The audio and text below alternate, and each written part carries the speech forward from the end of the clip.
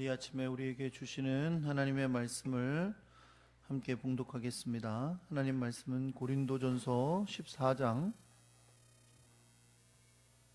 신약성경 고린도전서 14장 20절에서부터 우리 마지막 40절까지 말씀을 함께 봉독하겠습니다.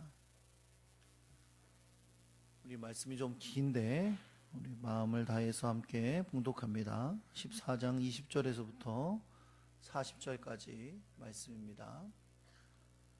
형제들아, 지혜에는 아이가 되지 말고 악에는 어린아이가 되라. 지혜에는 장성한 사람이 되라.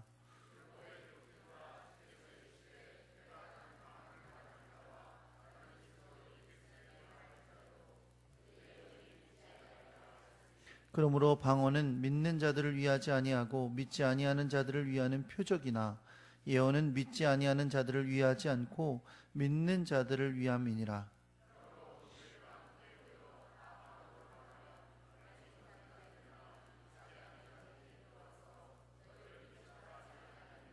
그러나 다 예언을 하면 믿지 아니하는 자들이나 알지 못하는 자들이 들어와서 모든 사람에게 책망을 들으며 모든 사람에게 판단을 받고,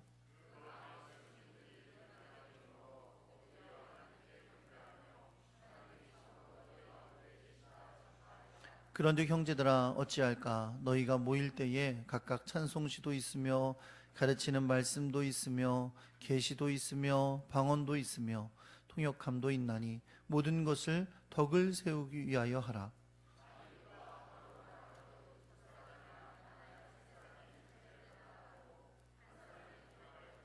만일 통역하는 자가 없으면 교회에서는 잠잠하고 자기와 하나님께 말할 것이요,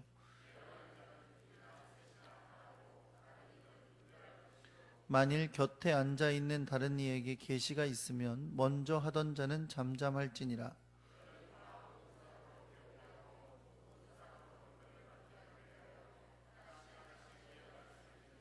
예언하는 자들의 영은 예언하는 자들에게 제재를 받나니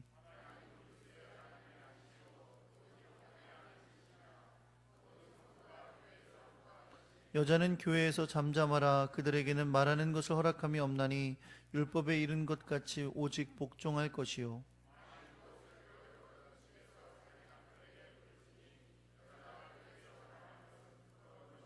하나님의 말씀이 너희에게로부터 난 것이냐 또는 너희에게만 임한 것이냐.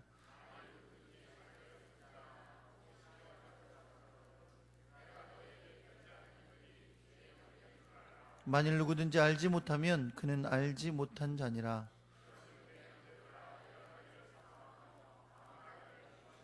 함께 있습니다. 모든 것을 품위 있게 하고 질서 있게 하라. 아멘.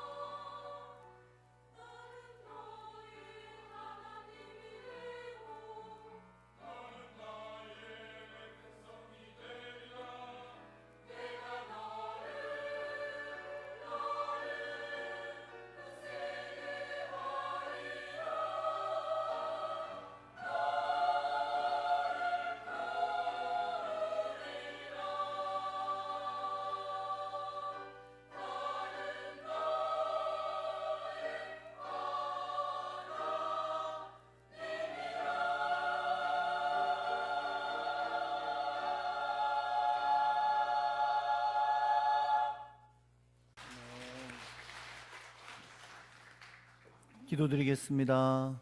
언제나 우리와 함께 하시는 아버지 하나님, 오늘도 이렇게 하나님 앞에 나오게 하시고 주의 말씀 앞에 서게 하셔서 감사드립니다. 이 시간에도 말씀을 들을 때에 깨닫는 은혜를 허락해 주시고 주께서 우리에게 바라시고 뜻하시는 일을 알아 순종할 수 있도록 우리를 붙들어 주옵소서. 성령이 함께하는 복된 시간이 되기를 간절히 소망합니다. 우리 주 예수 그리스도의 이름으로 기도합니다. 아멘. 할렐루야. 옆에 계신 분들하고 인사할게요. 잘 오셨습니다. 사랑합니다.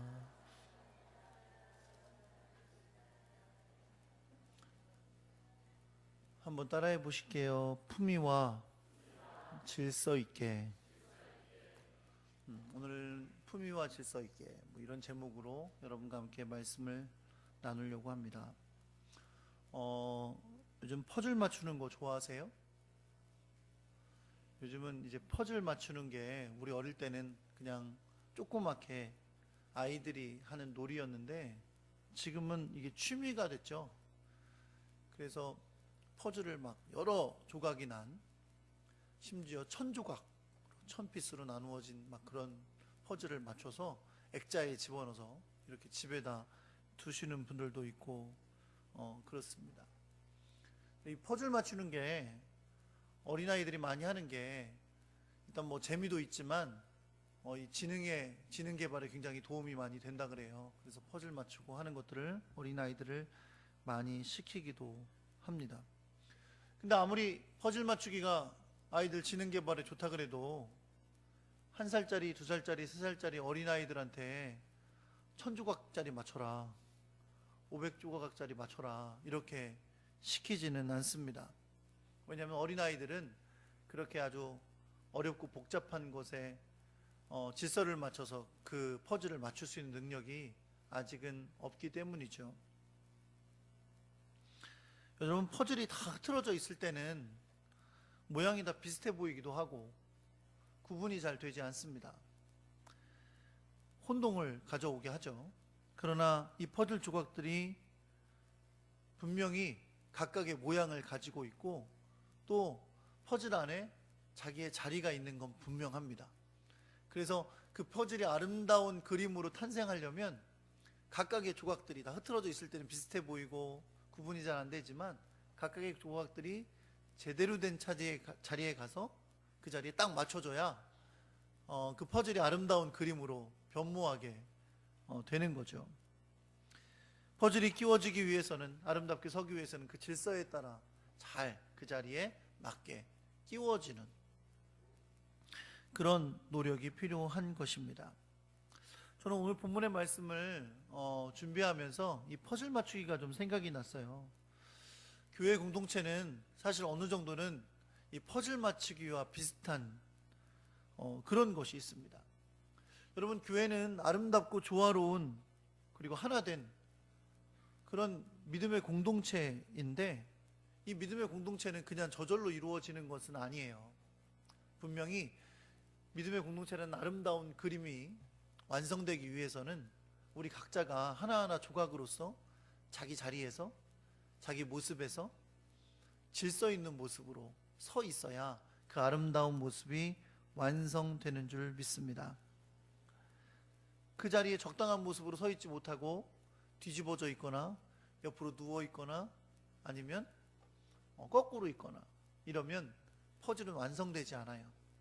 우리 각자가 자기 위치에서 자기 모습으로 아름답게 서 있어야 아름다운 교회가 완성되는 줄 여러분 믿으시기 바랍니다. 그럴 때 조화된 모습에 하나님이 기뻐하시는 그런 믿음의 공동체로 나타나게 되는 것이죠. 저는 오늘 본문의 말씀을 통해서 우리 교회의 하나됨을 위해 우리가 성숙한 그리스도인이 되어야 한다라는 사실을 함께 생각해 보려고 합니다. 그것이 과연 무엇을 의미하는지 오늘 말씀 가운데 깨달을 수 있게 되기를 예수 그리스도의 이름으로 축원합니다. 고린도 교회의 은사 문제를 다루고 있어요. 그래서 특별히 고린도전서 12장에서 14장까지 이어지는 성경 말씀을 통해 사도 바울은 고린도 교회 안에 있는 은사의 문제를 다루고 있는데 이 은사의 문제를 다루면서 가장 눈에 띄게 사도 바울이 자꾸 언급하고 있는 은사는 방언이라는 은사입니다. 오늘 우리가 살펴보고 있는 이 본문에서도 사도 바울이 고린도 교회 안에 있는 이 방언의 문제를 해결하기 위한 말씀을 하고 있는 것을 우리가 볼 수가 있습니다. 과연 고린도 교회 안에 방언에 관한 문제는 무엇이었을까요? 제가 지난주에도 잠시 언급을 했었지만 고린도 교회에는 방언의 은사를 받은 사람들이 많이 있었습니다. 사실 방언의 은사를 받았다는 것 자체가 문제가 아니에요. 이거는 하나님께서 그들에게 주신 선물이기 때문에 방언의 은사를 받은 것은 좋은 것이죠. 그런데 문제는 뭐냐면 그 하나님께서 주신 귀한 선물, 하나님께서 영적으로 귀하게 교제할 수 있도록 유익한 선물을 주셨음에도 불구하고 이것이 교회 공동체 안에서 사용되어질 때, 특별히 공동체 모임, 예배 가운데 사용되어질 때 이 방언의 은사가 무질서와 혼돈을 일으킨 것이 문제가 됐습니다. 공공의 예배에서 무분별하게 방언을 사용하고 그것 가운데 무질서를 가져왔으며 예배의 질서가 무너지고 교만한 마음으로 방언을 하지 못하는 자들을 무시하는 그런 모습들이 고린도 교회 안에 있어서 그 안에서 다툼과 분열이 일어났음을 성경이 보여주고 있습니다. 사실 이렇게 예배 가운데 무질서가 생겨나고 다툼도 생겨나고 분열도 생겨나고 했던 이 문제들의 중심에는 방언을 하는 사람들이 자신이 가진 것에 대한 자만심이 있었던 거예요. 자기가 하나님 앞에 신비한 은사를 받았다라고 하는 자부심, 나는 하나님 앞에 특별한 것을 받은 특별한 사람이다 라는 교만함이 들어 있었던 거죠. 자기가 받은 방언의 은사를 하나님 안에서 아주 절대시하면서 그 신비한 경험을 강조한 나머지 다른 사람들을 사랑하고 겸손히 그들을 섬기는 일은 도외시 되었던 것입니다. 사도 바울은 이러한 사람들에게 충고를 하면서 오늘의 본문을 시작하고 있습니다. 그래서 오늘 본문의 20절에서 이렇게 그들에게 충고합니다. 지혜에는 아이가 되지 말고 악에는 어린아이가 되라. 지혜에는 장성한 사람이 되라 라고 말씀하고 있습니다. 여러분, 이 구절 가운데 사용된 지혜라는 단어가 있는데 이게 좀 오해의 여지가 있어요. 여기서 말하는 지혜라는 것은 아주 똑똑한 것을 의미하는, 지혜롭다라는 것을 의미하는 위즈덤에 해당되는 단어가 아닙니다. 여기서 말하는 지혜는 영어로 말하면 thinking이라고 표현하는, 우리로 말하자면 사고하는 것, 생각하는 것, 그런 것에 해당되는 말이에요. 그러니까 다시 말하면 이런 거죠. 너희는 생각할 때, 무언가를 판단하고 사고할 때에 어린아이가 되지 말고 이 생각하는 것에 장성한 사람이 되라, 성숙한 사람이 되라, 이렇게 말씀하고 있는 것이죠. 여러분, 여기서 어린아이와 장성한 사람, 이걸 구분하여서 말씀하는 데는 이유가 있어요. 그건 뭐냐면, 뭘 강조하기 위한 거냐면, 어린아이는 다른 사람들의 사정을 돌아볼 여유가 없다라는 걸 이야기하고 싶어서예요. 그러니까 어린아이는 어떤 존재냐면 자기 자신의 사정만을 생각하게 되는 그런 존재라는 거죠. 여러분, 아기들, 아주 어린 아기들은 배가 고프면 어떡합니까? 물어보면 대답을 하세요. 울어요. 그죠? 막 웁니다. 울어 제끼죠. 배고픈 걸 어떻게 표현을 못 하잖아요. 그러니까 막 운단 말이에요. 우는데 아기가 지금 막 배가 고파서 울어야 되겠는데, 가만히 있어봐. 여기는 마트지? 내가 울면 우리 엄마가 망신당할 텐데. 여기서 울면 안 되지. 그리고 안 우는 아기가 있습니까? 물어보면 대답을 하시라니. 있어요, 없어요? 없어요. 그쵸? 그러면 아기가 가만, 지금 내가 배가 고픈데 새벽 2시네. 지금 내가 울면 우리 엄마가 깰 텐데 4시간만 참아야지. 그러는 애기들이 있습니까? 네, 없습니다. 아기들은 자기 사정이에요. 그냥 내가 지금 배고프니까 밤이든 낮이든 바깥이든 안에든 교회든 어디든 울어 제끼는 거예요. 나 밥 달라고. 그렇죠? 제가 미국에서 공부하다가 간지 얼마 안 됐는데 우리 아기를 낳고서, 첫 아이를 낳고서 어떻게 여름에 갑작스러운 일로 한국에 오게 됐어요. 오는데 애가 이제 100일 정도밖에 안 된 거죠. 3월에 태어났는데 6월쯤에 왔으니까 100일도 안 된 애를 데리고 비행기를 타고 오게 됐어요. 비행기를 타고 오는데 이게 뭐 애가 비행기를 타니까 뭐 계속 울죠.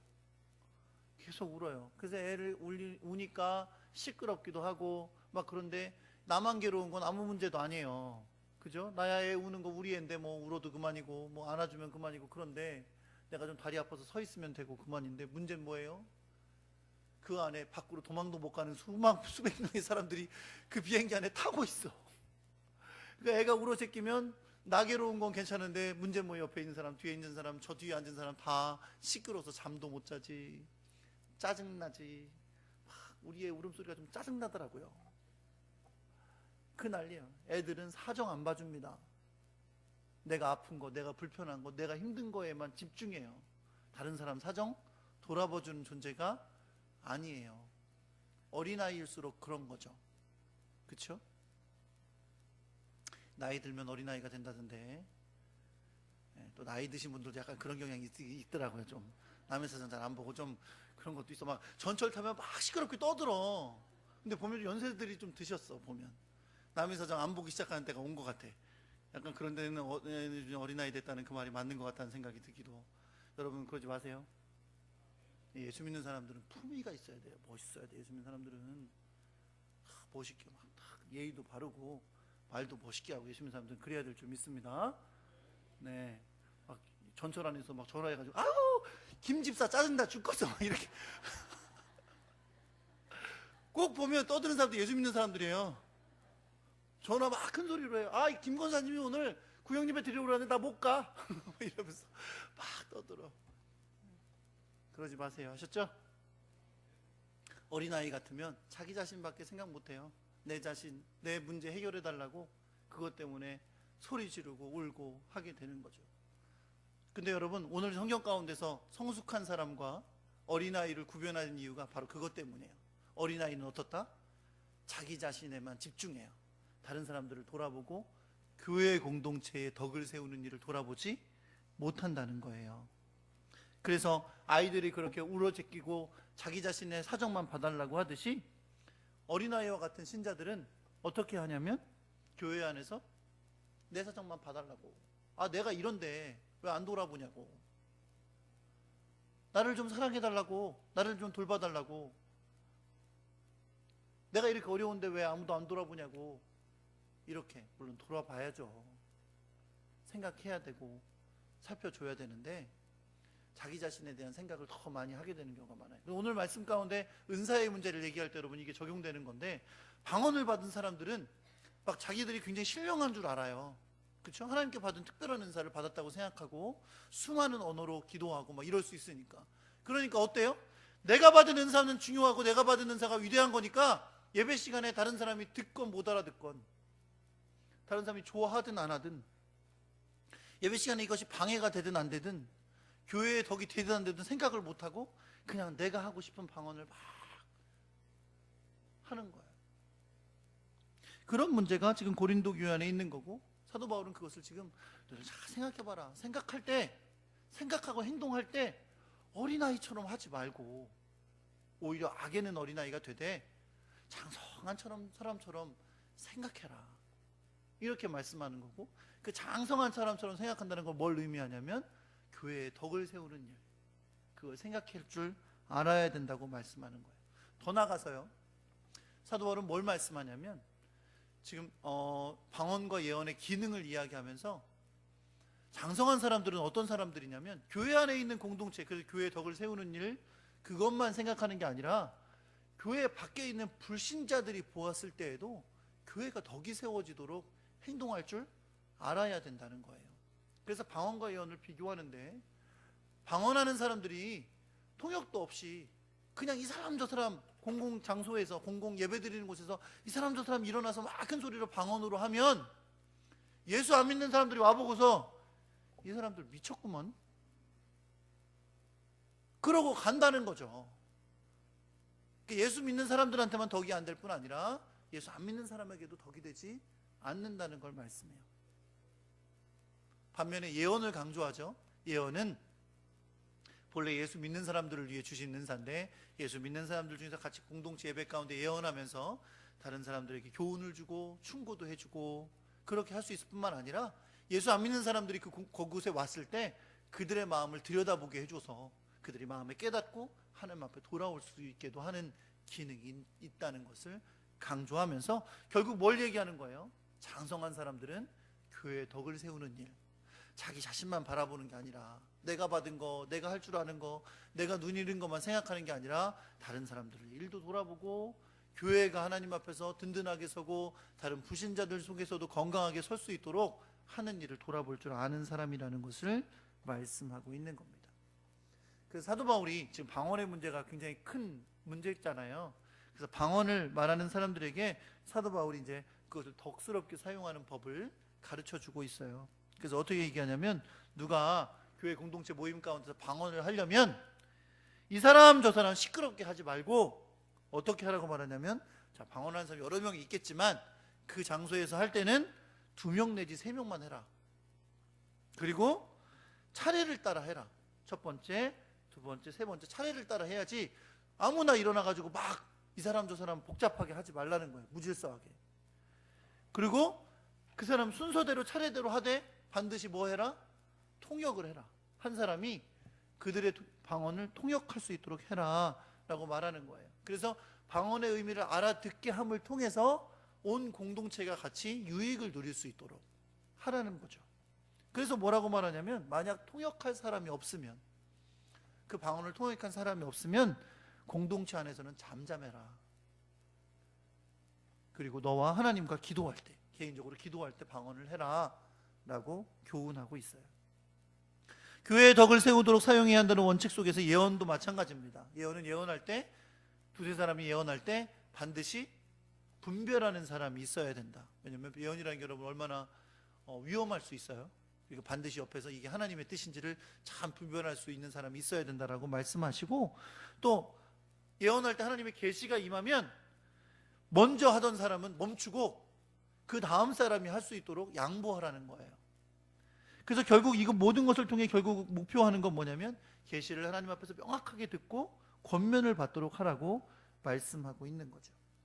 예언도 결국은 한 사람씩 함을 통해서 모든 사람들이 공동체 안에서 유익을 누릴 수 있도록 하라고 말씀하고 있는 겁니다.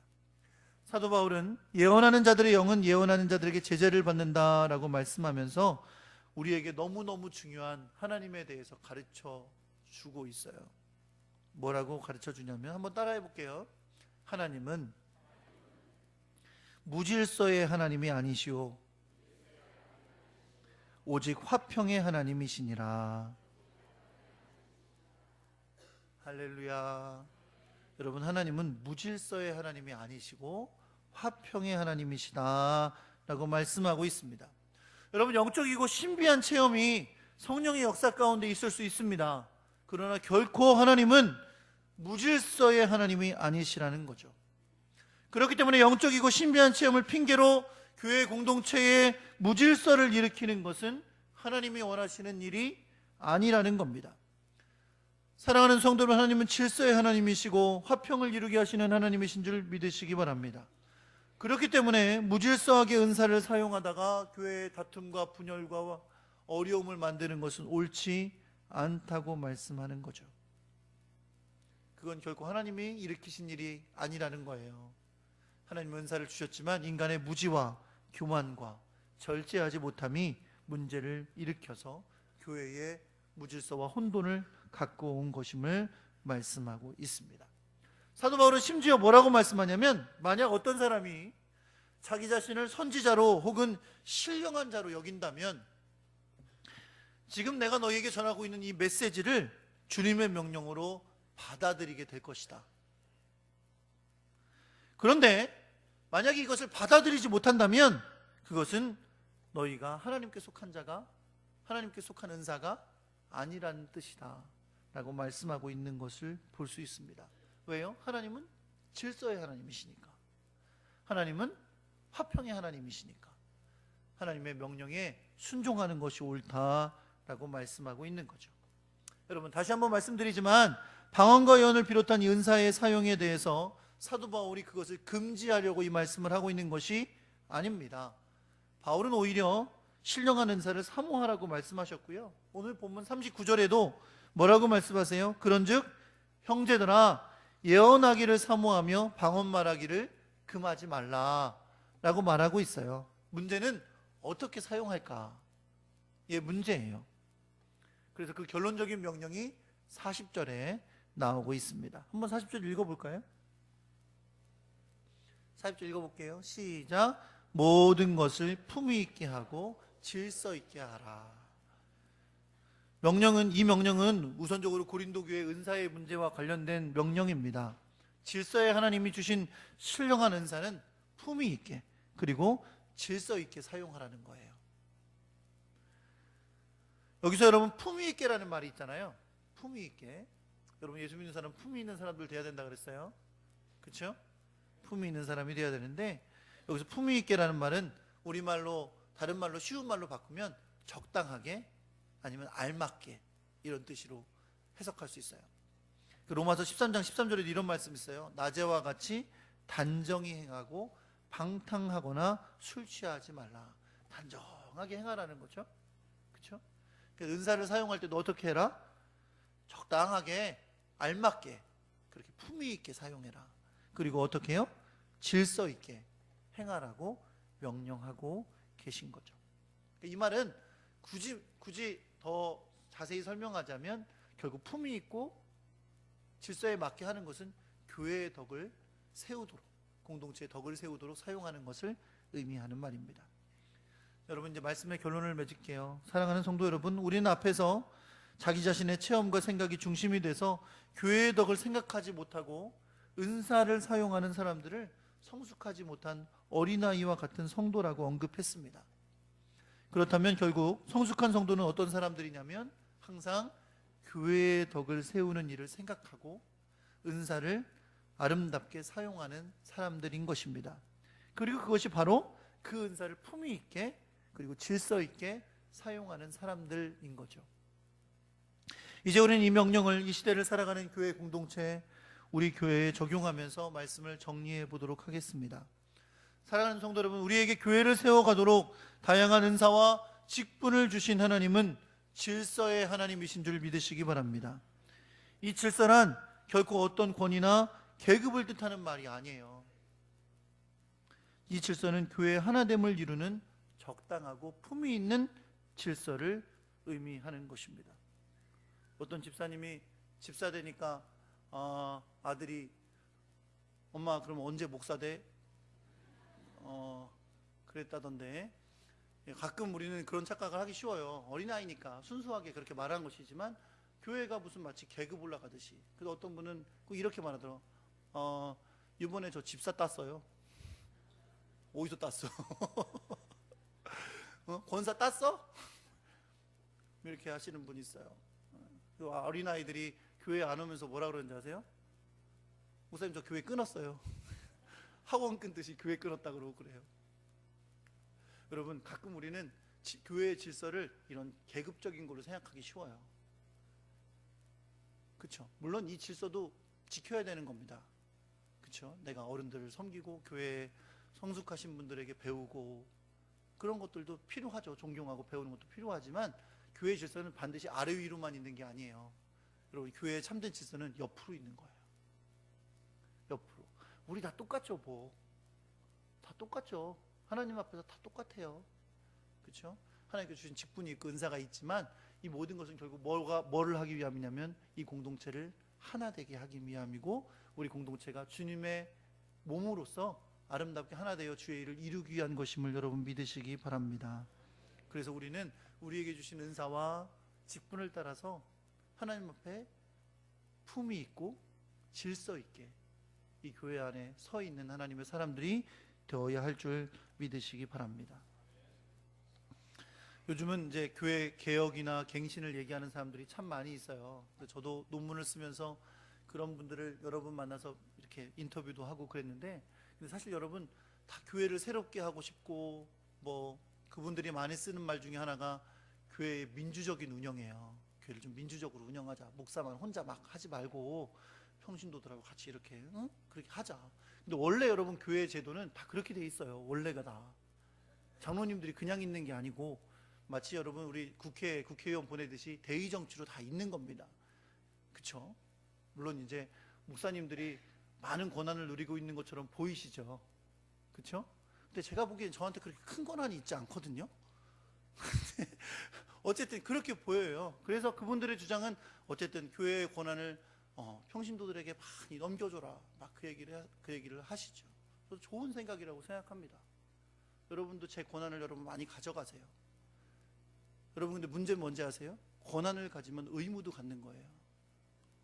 여러분 이 교회 문제 생기면 누구 책임이겠어요? 첫 번째 목사 책임이죠. 그렇죠? 권한을 가지면 똑같이 의무도 갖는 거예요. 그렇죠? 근데 문제는 뭐예요? 그렇게 함께 나누고 하나 되고 조화되며 일하기 위해서 필요한 건 뭐냐면 우리가 성숙해지는 거예요. 우리가 영적으로 어린아이고 신앙적으로 어린아이면 우리에게 어떤 권한이 주어지고 의무가 주어지면 그게 오히려 문제를 일으키고 교회 공동체를 해치게 됩니다. 사랑하는 성도 여러분, 정말로 우리가 주님 앞에서 아름다운 조화를 이루는 좋은 공동체 되기 위해서 우리가 영적으로 신앙적으로 인격적으로 믿음 안에 성숙할 수 있는 여러분과 제가 되기를 우리 주 예수 그리스도의 이름으로 축원합니다. 제가 아까 퍼즐 얘기했잖아요. 여러분 퍼즐이 다 똑같이 생기지 않았죠. 물론 뭐 퍼즐에 따라 모양도 다르지만 대부분의 퍼즐은 어떻게 되어 있냐면 퍼즐 조각은 한쪽은 들어가고 한쪽은 나왔어요. 그렇죠? 대부분 그렇죠. 한쪽은 들어가고 한쪽은 나와서 한쪽은 이쪽에 끼게 돼 있고 한쪽은 다른 게 이쪽에 와서 끼어지게 되어 있어요. 그렇죠? 근데 퍼즐이 제가 잘했다고 나는 안 들어갈 거야, 나오게만 해줘, 그러고 있으면 그 퍼즐은 그 조각 안에 껴지지를 그 조각은 그 퍼즐 안에 껴지지를 못합니다. 들어갈 때 들어가고 나올 때 나와야 돼. 이게 무슨 표현이 이상하네.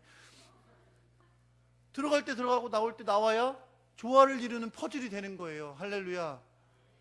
여러분 우리 신앙생활, 교회 생활에 한번 잘 적응해 보면 좋겠어요. 여러분 우리 때로는 좀 들어가야 될 때가 있어요. 나는 좀 나오고 싶지만 우리 교회가 하나 되고 덕을 세워지기 위해서 내가 좀 들어가야 될 때가 있어. 가만히 좀 있을 때가 있어야 돼. 내가 좀 희생할 때도 있어야 되고 낮아져야 될 때가 있다는 거죠. 난 절대로 못 나죠. 내가 누군데 왜 나보고 들어가래? 난 나올 거야. 이러면 하나 될 수가 없게 퍼즐이 안 껴지는 거예요. 반대로 좀 나와줘야 될 때가 있어요. 서로 다 들어가려고만 해요. 요건 내가 좀 들어가줘야 되겠는데, 누군가 나와줘야 그 퍼즐을 끼워갖고 주의 일을 하죠. 그렇죠? 다 들어가려고만 하면 누가 나와서 일하냐고요. 사랑하는 성도 여러분, 들어갈 때 들어가고 나올 때 나올 수 있는 여러분과 제가 되기를 소망합니다. 그래야 하나 되는 거예요. 그래야 아름다운 조각이 맞춰지고 주님 앞에서 아름답게 쓰임받는 교회가 되는 거예요. 사랑하는 성도 여러분, 우리 하나님은 삼위일체 하나님이신 줄 믿으시기 바랍니다. 삼위일체 하나님은 완벽히 세 분이 한 분이신 분이세요. 그 하나됨을 우리도 가지라고 말씀하시고요. 여러분과 제가 주님 앞에서 하나 되게 노력하는 아름다운 교회 공동체 만들어 가야 될 텐데, 우리가 기억해야 될 건 뭐냐면 들어갈 때 들어가고 나올 때 나올 줄 알아야 돼요. 교회의 덕을 세우기 위해 나 자신은 좀 낮추고 주 영광을 위해 교회의 덕을 세워갈 수 있는 그런 지혜롭고 아름다운 믿음의 사람 될 수 있기를 우리 주 예수 그리스도의 이름으로 축원합니다.